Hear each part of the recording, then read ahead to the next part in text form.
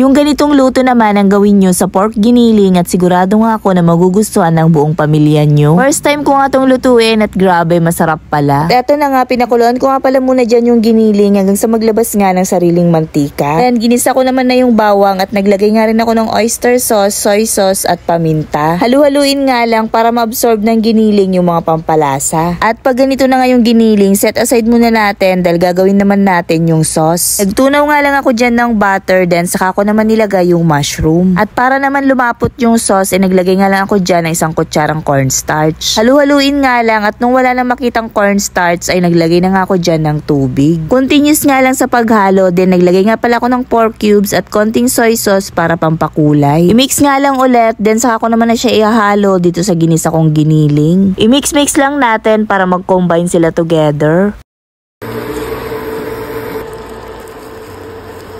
At lagyan naman natin ng toppings na toasted garlic at onion leeks para magandang tignan. O diba, tignan nyo naman, ang sarap diba? At niluto ko pa nga yan ng mga ilang minutes. Pagkatapos ayan, magsandok na tayo dahil natatakam na ako. Binaon nga pala to ng anak ko, pero syempre titikman muna natin para alam natin kung masarap talaga. Hindi nga ako nagkamali, masarap talaga at nagustuhan nga rin ng anak ko. Kaya naman itry nyo din to mga mare, madali lang din naman siyang lutuin. O siya, salamat sa panonood, bye!